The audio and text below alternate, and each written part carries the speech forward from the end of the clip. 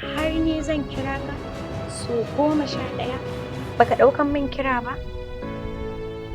Hakika idan zuciyarki bata zama shaida ba a soyayyar da nake miki, to hakika idanuwanki da zuciyarki ya kamata su zama shaida akan san da nake miki. A nan ma Naja'atu ce take zargin mijinta Imam da ma'amala da matan banza. Da wa kake waya? Naja'atu, me yasa kike da zargi ni? Bai kamata ba ki ringa shiga al'amurana ba. Kin san waye mijinki kuma kin san sana'ata.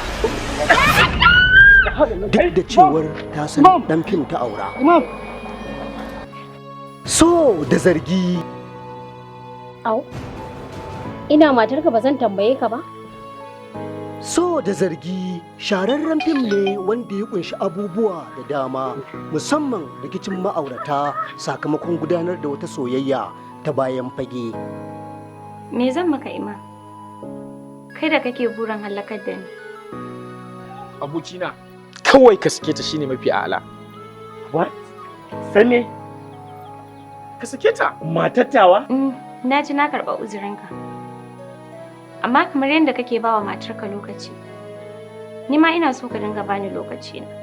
To da ta je ta aikata wani abin da ba daidai ba. Kaga malam dakata. Hakika sai yau ka tabbatar min da cewa wallahi ta gagara toshe kunnuwanta da rufe idanuwanta ga mu'amalar mijinta da abokan ayyukansa mata. Inna lillahi wa inna ilaihi raji'un. Me ya faru? Nemi shirin ka kalla domin ganin madakalar da shirin ke dauke da shi. Imam. Mashirin shirin Isa Koki, shiryawa da kuma ba da umarnin shirin Salisu Akto. So da zargi.